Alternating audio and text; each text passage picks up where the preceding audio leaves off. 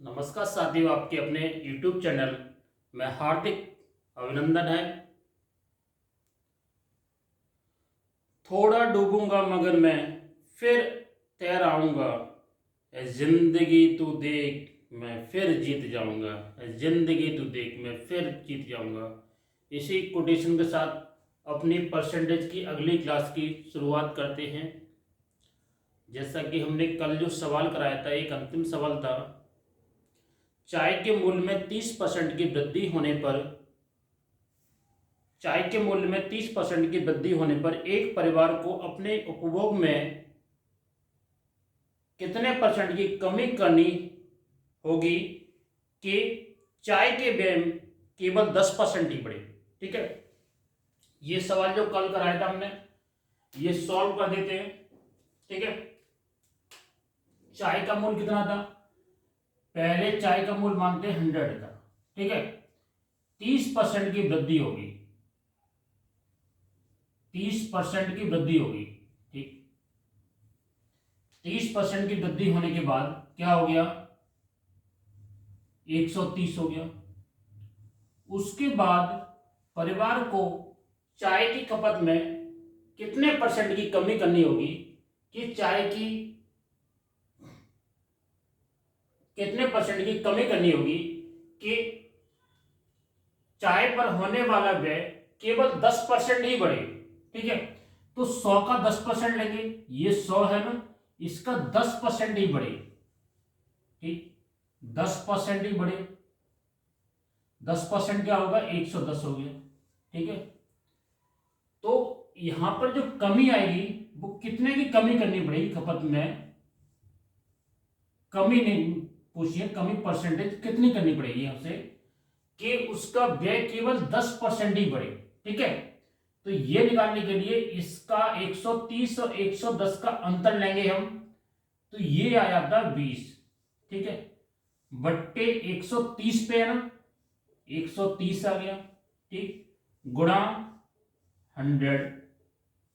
ठीक है, इसे सॉल्व कर लेंगे, ये जीरो से ये जीरो कैंसिल हुआ।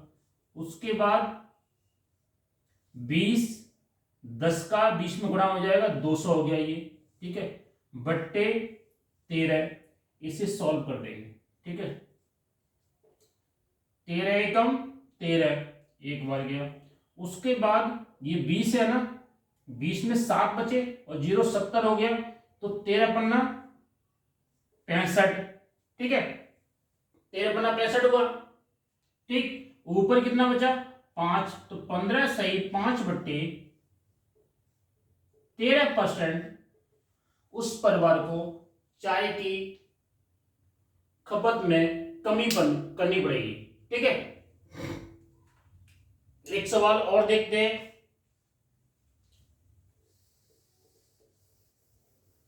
एक सवाल और देखते हैं।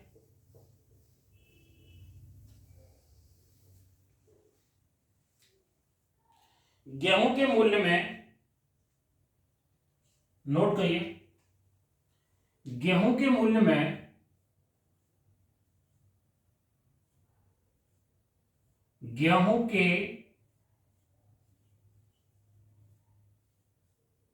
मूल्य में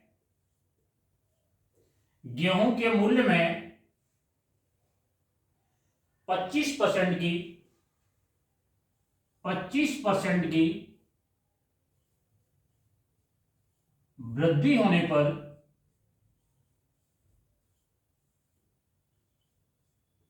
वृद्धि होने पर 25% की वृद्धि होने पर एक व्यक्ति एक व्यक्ति एक व्यक्ति 640 रुपए में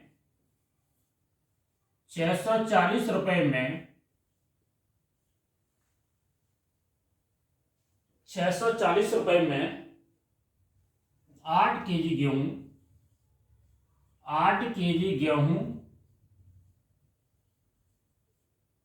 8 केजी गेहूं 8 केजी गेहूं कम खरीद पाता है, गेहूं कम खरीद पाता है,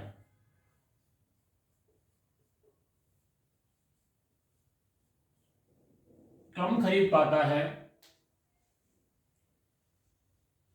गेहूं का वर्तमान मूल्य कितना है?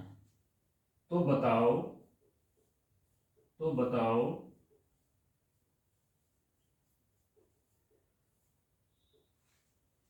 गेहूं का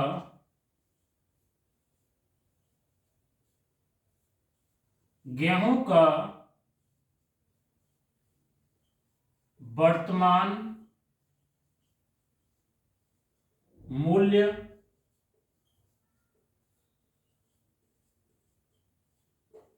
क्या है? ठीक है, ये प्रश्न हुआ कि गेहूं के मूल्य में 25% की वृद्धि होने पर एक व्यक्ति 640 रुपए में 8 केजी गेहूं कम खरीद पाता है।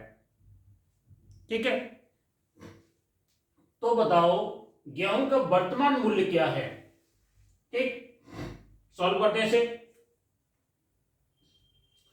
जो 25% की वृद्धि हुई है, ठीक है, 25% की वृद्धि हुई है, वो 8 केजी गेहूं कम खरीद पाता है। ठीक है, तो 640 का पहले 25% निकालेंगे, कितना हुआ? ठीक, इसे सॉल्व करते हैं। 640 का 25% बट्टे 100, 25 चौका 100, 4 से 640 गया, 160 बार गया ये। ठीक है, तो ये क्या आया, क्या आया? ये 160 रुपए आ गया। ठीक, 160 रुपए आ गया। तो 160 रुपए जो आया वो 8 केजी गेहूं का मूल्य है। क्या है ये? 8 केजी गेहूं का 8 केजी गेहूं का मूल्य है। ठीक है, ये 160 रुपए आया, क्यों? 25% की वृद्धि होने पर वो 8 केजी गेहूं कम खरीद पाता है।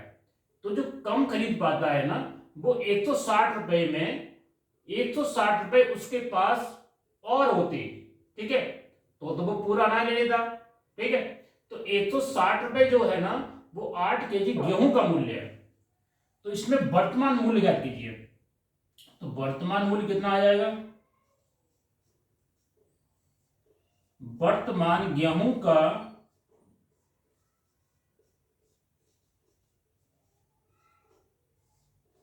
वर्तमान गेहूं का मूल्य आ जाएगा 160 डिवाइड बाई 8। ठीक है, तो वर्तमान गेहूं का मूल्य आ जाएगा, इससे ये काट दो, 20 बार गया। ठीक है, तो 20 रुपए पर केजी, ये वर्तमान गेहूं का मूल्य आ गया। ठीक है, एक सवाल और करते हैं इसी में का। शक्कर के मूल्य में, नोट करिए आप लोग,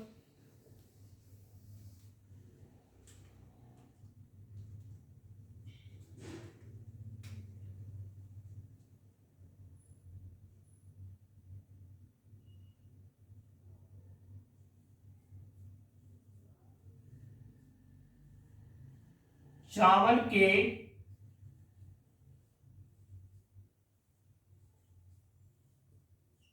चावल के मूल्य में चावल के मूल्य में 25% की वृद्धि होने पर चावल के मूल्य में 25 के 10% करूंगा। ठीक है, 10% की वृद्धि होने पर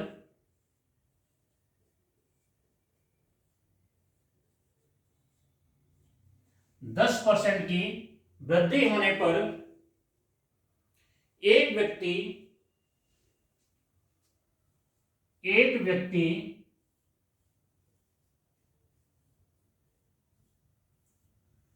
10% की वृद्धि होने पर एक व्यक्ति 1320 रुपए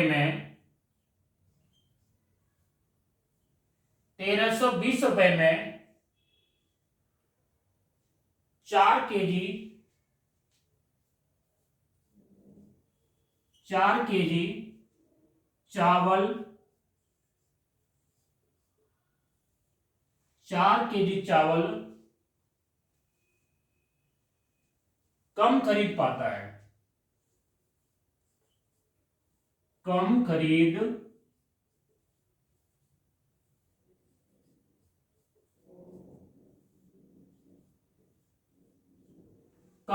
पाता है। ठीक है,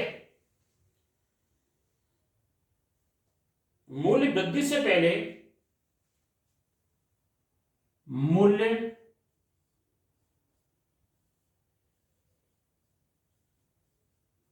वृद्धि से पहले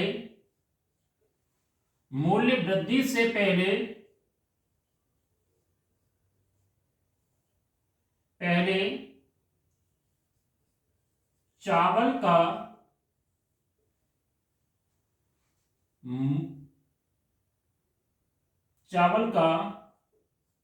प्रति केजी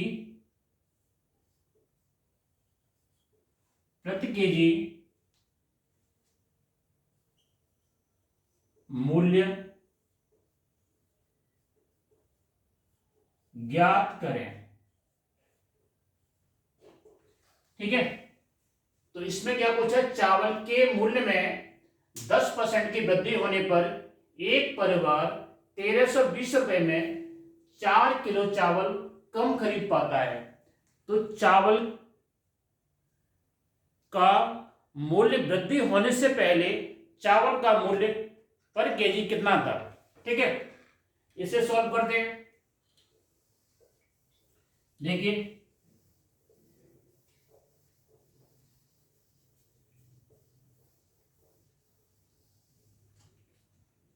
सॉल्व करेंगे इसे।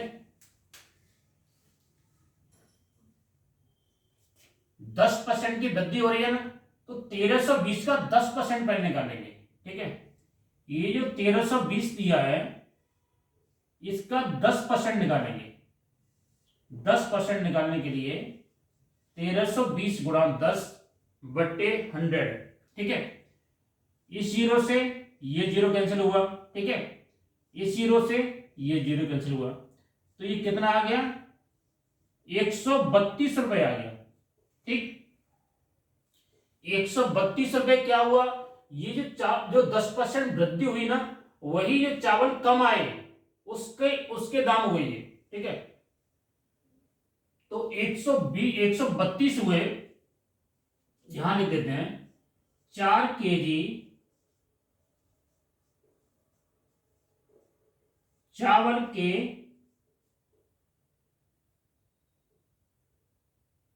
चावल के दाम। ठीक है, ठीक है, तो 132 कितने हैं, 4 केजी चावल के दाम हुए। ठीक है, तो 1 केजी चावल के दाम कितने हुए, 132/4। ठीक है, 132/4 क्या हुआ, ये हुए 1 केजी चावल के दाम। ठीक, तो वर्तमान मूल्य कितना आ जाएगा, ये 4 से 132 कट जाएगा, 4 तिया 12, 3 बार गया, 1 हो गया, 12 होगा, 4 तिया 12, तो 33 रुपए। अब चावल के दाम कितने हुए, 33 रुपए पर केजी हो गए। ठीक है, 33 रुपए पर केजी अब चावल के दाम हो गए। और ये पूछा गया है कि मूल्य वृद्धि से पहले, ये मूल्य वृद्धि के बाद चावल के दाम है 33 रुपए पर केजी। ठीक है, तो मूल्य वृद्धि से पहले चावल प्रति केजी मूल्य ज्ञात कीजिए। ठीक है, तो मूल्य वृद्धि से पहले चावल का प्रति केजी मूल्य ज्ञात करना है। इसके लिए क्या करना पड़ेगा, हमें पहले का दाम निकालना पड़ेगा। पहले दाम कितना था। ठीक है, सॉल्व करते हैं। पहले क्या था, 100 था, तो 10% वृद्धि हुई है ना, प्लस 10%। ठीक है, अब दाम कितना हो गया, 110 हो गया। ठीक है, क्योंकि 100 का 10% इंक्रीज करोगे तो 110 आ गया। 110 जो दाम है ना वो 33 रुपए के बराबर है। ठीक है, तो ये 33/110 गुणा पहले का दाम निकालना है ना, पहले का दाम निकालना है तो गुणा 100 किया हमने। ठीक है, तो ये इस जीरो से ये जीरो कैंसिल हुआ। ठीक है, 11 से 33 गया 3 बार, 3 का 10 में गुणा करेंगे तो ये आ गया 30 रुपए पर केजी। ये कौन सा दाम है? ये पहले का दाम है, पहले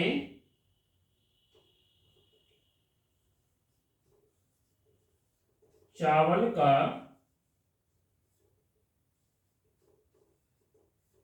ये पहले चावल का दाम है 30 रुपए पर केजी। ठीक है, तो यही हमको निकालना था। ठीक, एक सवाल और देखते हैं।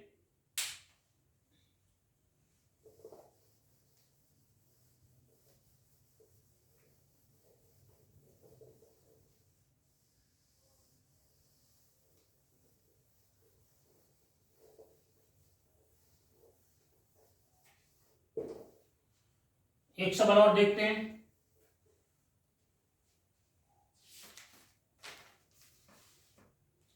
एक व्यक्ति के वेतन में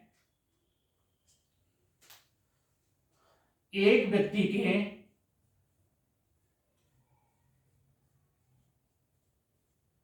एक व्यक्ति के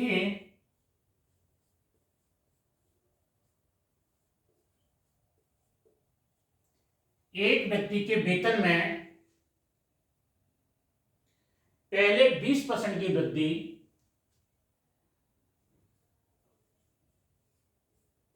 पहले 20% की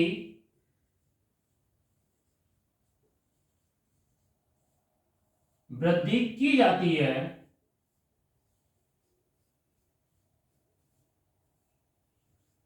पहले 20% की वृद्धि की जाती है, फिर इसमें फिर इसमें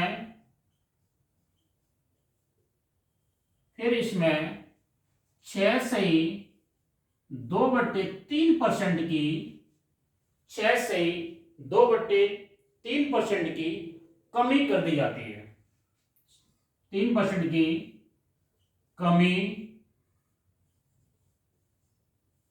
कर दी जाती है।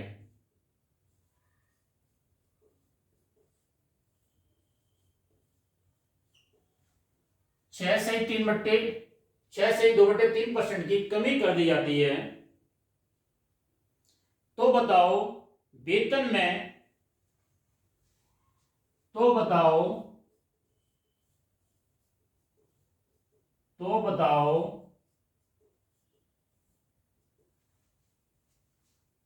वेतन में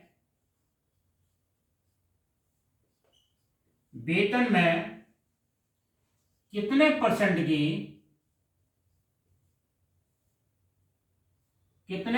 की कमी या वृद्धि हुई?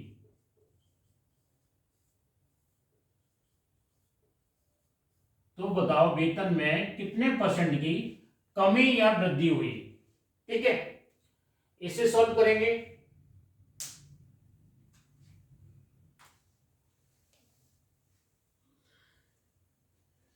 एक व्यक्ति के वेतन में पहले 20% की वृद्धि कर दी जाती है, उसके बाद क्या होता है कि 6.5 से 2/3% की कमी कर दी जाती है। तो उसके वेतन में कितने परसेंट की वृद्धि या कमी हुई, यही फाइंड करना मुझे। ठीक है, पहले 100 था, उसकी वेतन 100 रुपए था। ठीक है, 100 में 20% की वृद्धि कर दी जाती है, तो 100 का 20% कितना हुआ?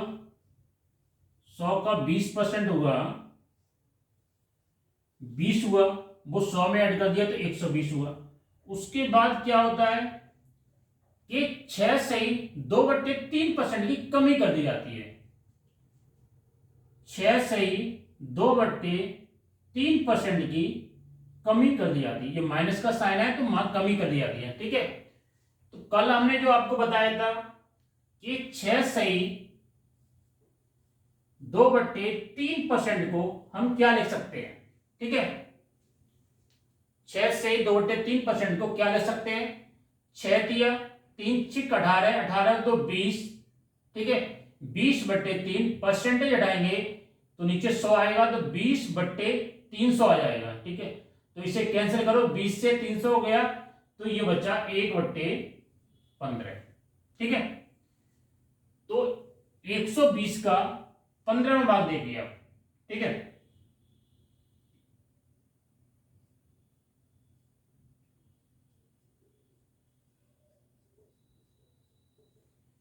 120 का 1/15 भाग, ठीक। देखिए 15×8 = 120, 8 हुआ ना, ठीक है। 120 डिवाइड बाई 15 कितना हुआ, 15×8 = 120, ठीक है। 15 से 120 क्या बार गया, ये 8 बार गया, ठीक है। 8 आ गया,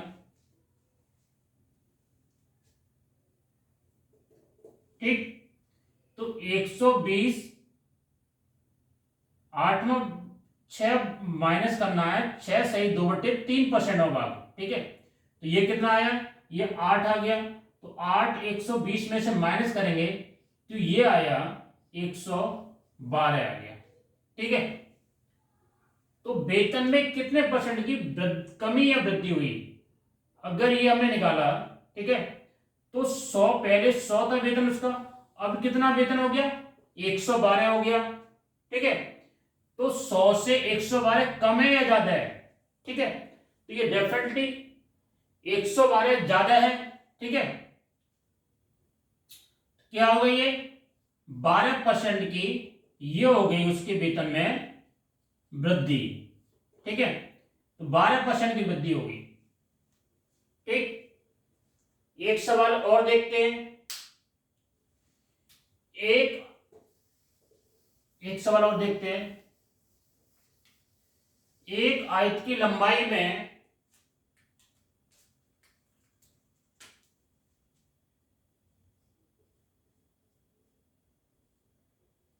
एक आयत की लंबाई में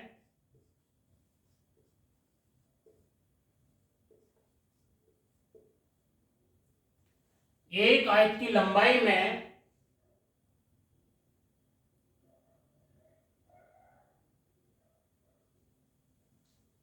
लंबाई में 16% की वृद्धि,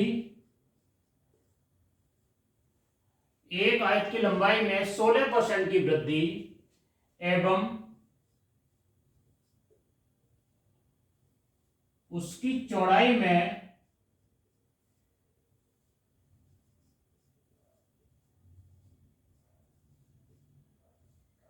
एवं उसकी चौड़ाई में एवं उसकी चौड़ाई में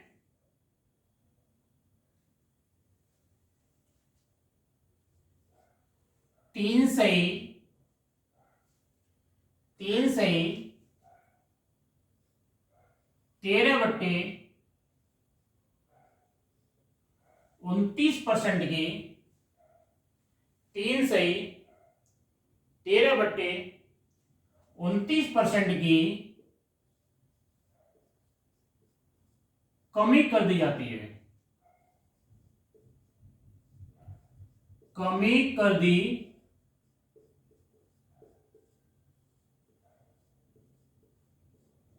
जाती है। तो आयत के क्षेत्र तो आयत के क्षेत्रफल में तो आयत के क्षेत्रफल में आयत के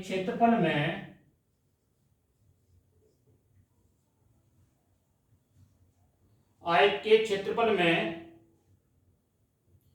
कितने परसेंट की वृद्धि होगी? क्षेत्रफल में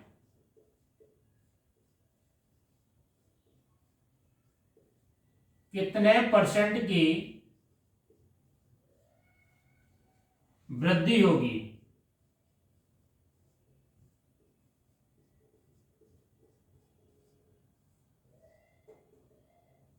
आयत के क्षेत्रफल में कितने परसेंट की वृद्धि होगी? ठीक है, तो ये सॉल्व करना है हमें। देखिए आप,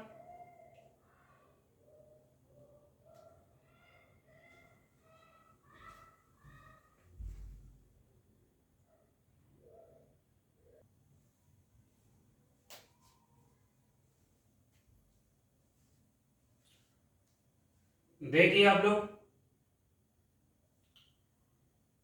एक आयत की लंबाई में 16% की वृद्धि एवं चौड़ाई में 3 से 13/29% की कमी कर दी जाती है, तो आयत के क्षेत्रफल में कितने परसेंट की वृद्धि होगी? ठीक है, सॉल्व करते हैं इसे।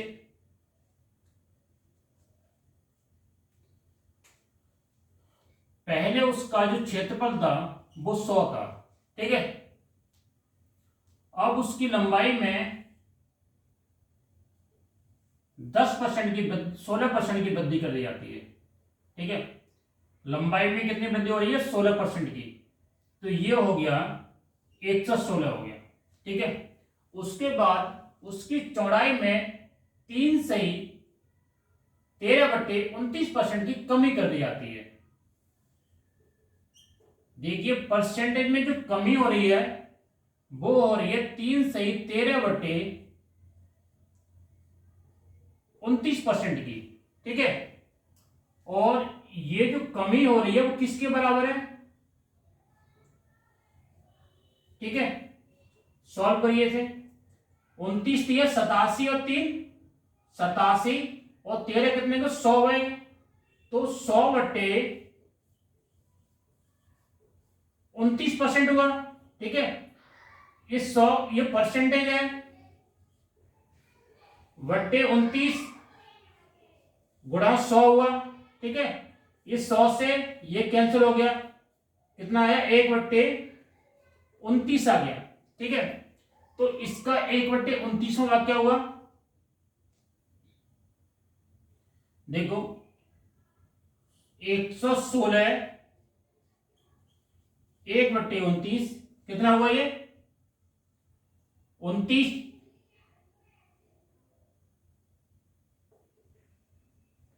कितना हुआ? 29 चौका कितना हुआ?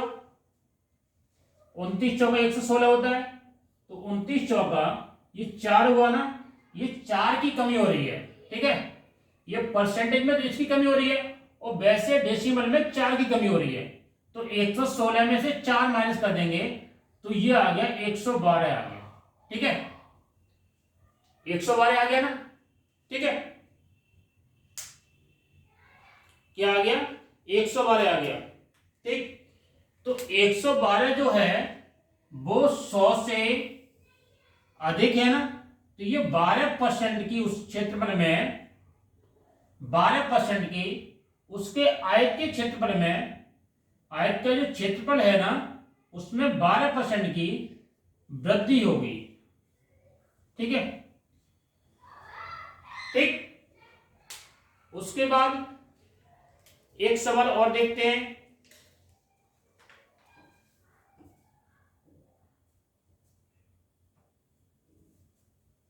एक सवाल और देखते हैं।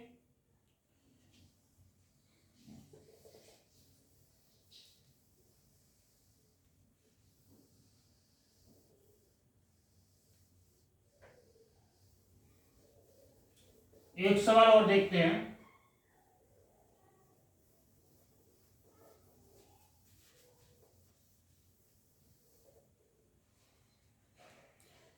एक त्रिभुज का आधार, एक त्रिभुज का आधार एक त्रिभुज का आधार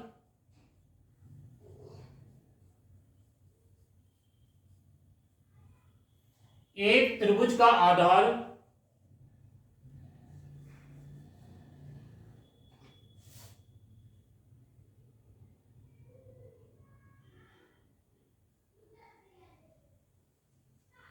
16 सही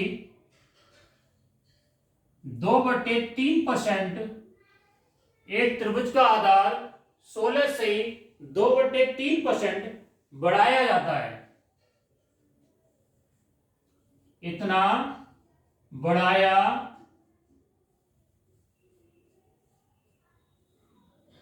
बढ़ाया जाता है। ठीक है, एक त्रिभुज का आधार 16 से 2/3% बढ़ाया जाता है। उसकी चौड़ाई में उसकी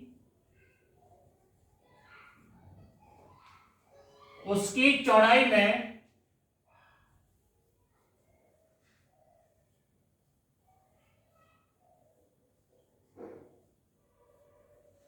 उसकी चौड़ाई में सॉरी चौड़ाई नहीं होगी, उसकी ऊंचाई होगी। ठीक है, यहां पे लिखिए ऊंचाई।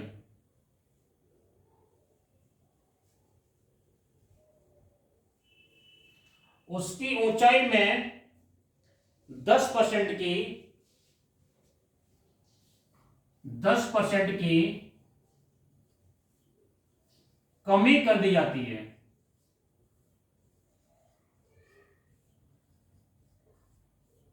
कमी कर दी जाती है।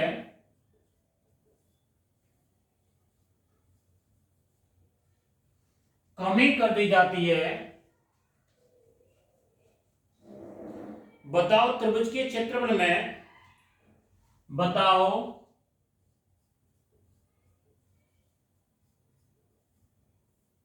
बताओ त्रिभुज के क्षेत्रफल में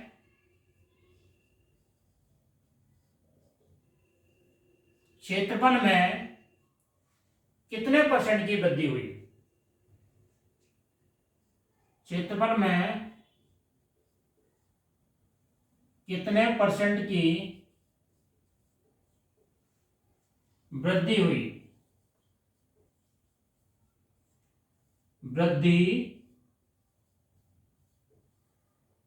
हुई, ये फाइंड करना है। ठीक है, तो पहले उसका जो क्षेत्रफल था त्रिभुज के आधार, पहले क्या है उसका, ये 100 मानते हैं। ठीक है, उसके बाद उसकी ऊंचाई में पहले या ये ले लो या ये ले लो, बराबर हो जाएगा। ठीक है, तो पहले ऊंचाई की कमी कर देते हैं। ठीक है, तो कमी, ऊंचाई में कमी कितनी हो रही है, 10% की। तो 100 का 10% कमी करेंगे तो क्या हो गया, ये 90 बचे। ठीक है, 100 का 10% 10 होता है, माइनस कर दिया, 90 बचे। ठीक है, उसके बाद उसके आधार, त्रिभुज के आधार में 16 से 2/3% बढ़ाया जाता है। परसेंटेज में निकालेंगे तो ये निकलता है 16 से 2/3%। ठीक है, और वैसे निकालेंगे हम तो निकलता है 1/16 तो 50 हुआ। ठीक है, 16 और 2 50 हुआ। 50/100, 50 का 2 बार गया, 1/6 आ गया। ठीक है, ये आ गया। अब 190 गुणा 106, 1/6 आ जाएगा। तो क्या हो गया, ये इतना इंक्रीज हो रहा है। ठीक है, 90 1/6 आ गया। ठीक है, तो इस 6 से ये 90 गया 15 बार, तो क्या आएगा, ये 15 आ गया। ठीक है, तो 90 का 16 से 2/3% क्या हुआ, ये आ गया 15 आ गया ये। ठीक है, 15 सॉल्व करके आ गया, तो 90 में 15 ऐड कर देंगे हम। ठीक, 15 ऐड करने के बाद क्या आया, ये आया 105 आ गया। ठीक है, 90 और 15 कितने होते हैं, 105 हो गया। ठीक है, उसके बाद फाइनल उस त्रिभुज के क्षेत्रफल में कितने परसेंट की वृद्धि हुई। पहले 100 था क्षेत्रफल, अब क्या हो गया, अब ये हो गया 105। तो कितने की वृद्धि हो गई, ये हो गई 5% की, 5% की वृद्धि होगी उसके क्षेत्रफल में। ठीक है, एक सवाल और देखते हैं।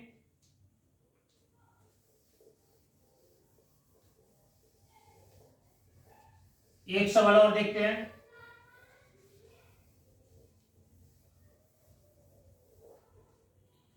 एक सवाल और देखते हैं। एक वर्ग की भुजा, एक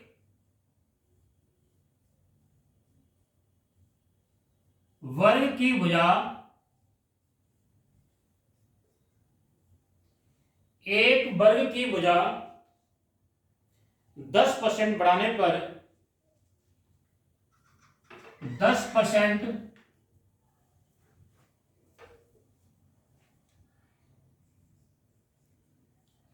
बढ़ाने पर उसके क्षेत्रफल में, उसके क्षेत्रफल में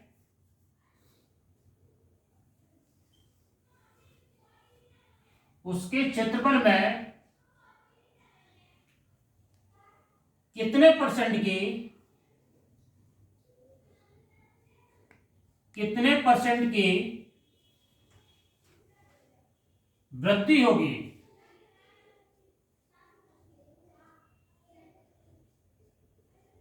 कितने परसेंट की वृद्धि होगी। ठीक है, तो वर्ग का जो क्षेत्रफल होता है, वर्ग का क्षेत्रफल क्या होता है, भुजा स्क्वायर होता है। ठीक है, वर्ग का क्षेत्रफल क्या होता है, वर्ग का क्षेत्रफल होता है भुजा स्क्वायर होता है।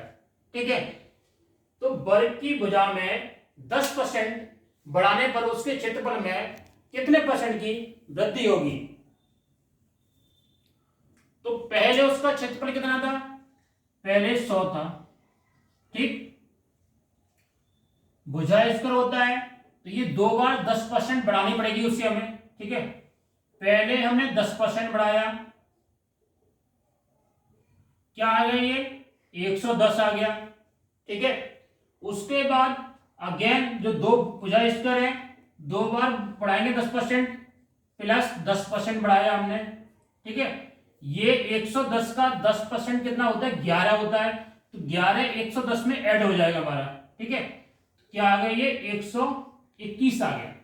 ठीक, तो उसके क्षेत्रफल में कितने परसेंट की वृद्धि हुई, पहले था 100, अब वृद्धि कितनी हो रही है, 21 की, 121 हो रही है। उसके बाद तो वृद्धि कितनी हुई, 21% की ये वृद्धि हुई। ठीक है, 21% की वृद्धि होगी। एक सवाल और देखते हैं। देखो ये वर्ग का था ये, ठीक है, वर्ग का था, अब इसकी जगह हम घन कर देते हैं, वर्ग की जगह घन कर देते हैं। तब देखो क्या आता है, एक घन की भुजा 10% बढ़ाने पर उसके क्षेत्रफल में कितने परसेंट की घन आएगा। तो घन के लिए उसका आयतन आएगा, क्षेत्रफल नहीं आएगा। ठीक है, क्योंकि घन का आयतन होता है, तो उसके आयतन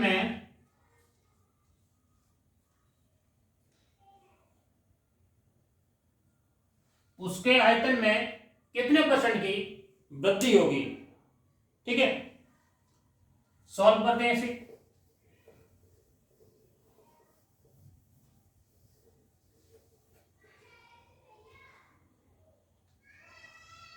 घन का आयतन होता है, घन का आयतन का जो फॉर्मूला होता है,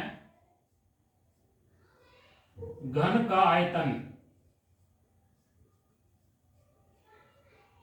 ये होता है भुजा क्यू। ठीक है, तो ये 10% जो है वो 3 बार निकालना पड़ेगा मुझे, 3 बार लगाना पड़ेगा। ठीक है, पहले था उसका आयतन 100 था, उसके बाद 10% बढ़ गया। ठीक है, 10% बढ़ा तो क्या हो गया, ये 110 हो गया। ठीक है, उसके बाद अगेन 10% बढ़ा, तो अगेन 10% बढ़ा, तो 110 का 10% होता है 11 होता है। ठीक है, तो ये हो गया 121 हो गया। ठीक, 10% बढ़ाया तो 121 हुआ। उसके बाद फिर 10% बढ़ाएंगे क्योंकि भुजा क्यू है, तो 10% अगेन फिर बढ़ाएंगे हम। ठीक, ये 10% बढ़ाया हमने। ठीक है, तो 121 का 10% कितना होता है, 121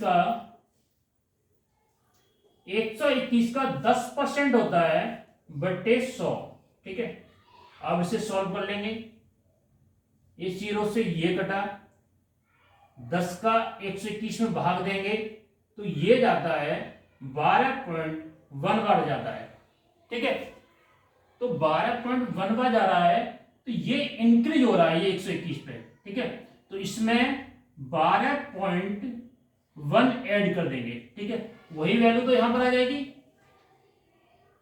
0.1 हुआ, 1 और 2 कितना हुआ, 3 हो गया, 2 और 1 हुआ 3 हो गया।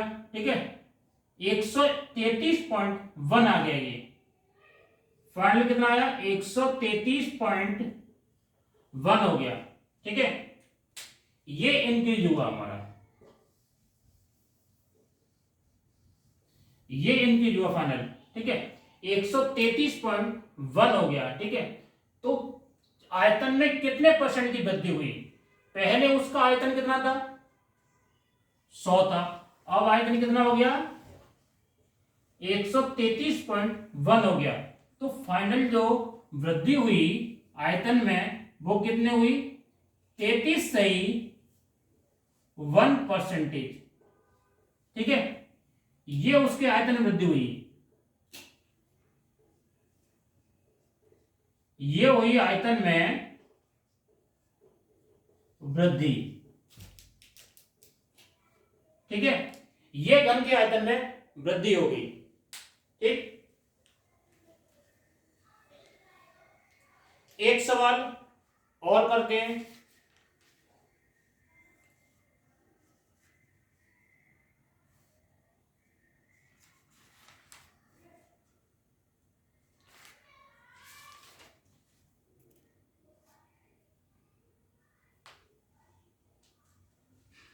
एक सवाल और करते हैं।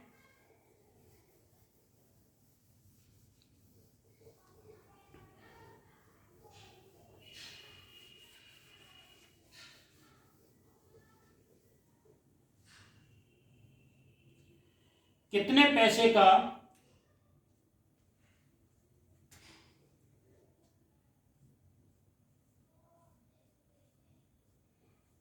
कितने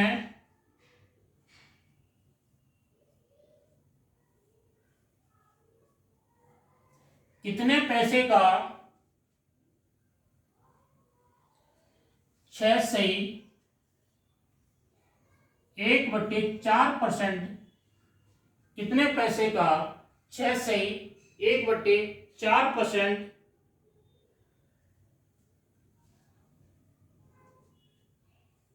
20 रुपए होगा।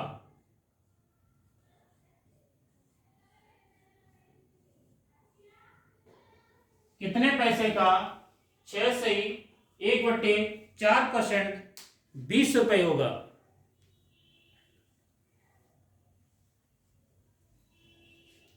सॉल्व करते हैं इसे,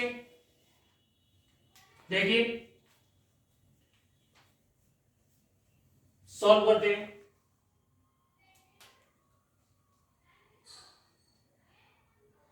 कितने पैसे का 6/1/4% 200 होगा, वो 20 रुपए होगा, सॉरी 20 रुपए होगा। ठीक है, तो पहले निकालेंगे x देखो ये निकालते हैं यहां पर, 6 से 1/4% को हम क्या ले सकते हैं, 6 चौक 24 और 1 25, ठीक है, 25 चौका 100, 1/16 लिख सकते हैं हम, ठीक है। एक 6 से 1/4% को क्या लिखेंगे, 1/16 लिख सकते हैं इसे हम, ठीक है, सॉल्व करके। तो x सही, ठीक है, x रुपए का 1/16, 6 से 1/4%, 1/16 के बराबर हो गया, ठीक है।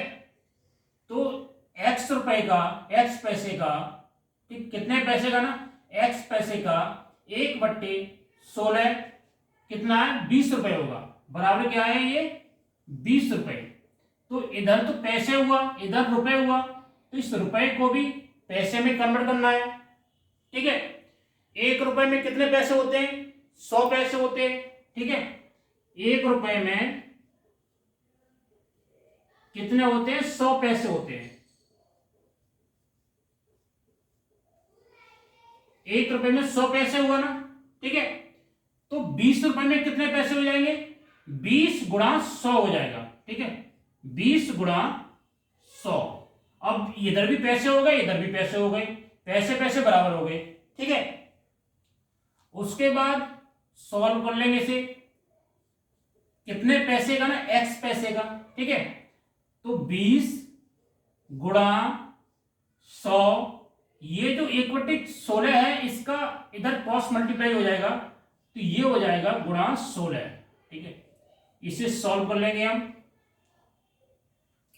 20 का 100 में गुणा करेंगे तो ये हो जाएगा हमारा, ठीक है, 2000 रुपए, 2000 हो जाएगा। 2000 का हम 16 में गुणा करेंगे तो ये सॉल्व हो जाएगा, 16 दूनी 32, ये हो जाएगा 32,000 पैसे।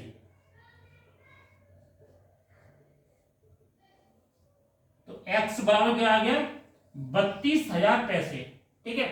तो यही तो पूछा इस प्रश्न में, कितने पैसे का 6 से 1/4% 20 रुपए होगा।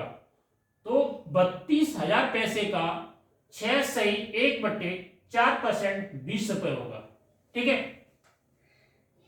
आज के लिए इतना ही, धन्यवाद।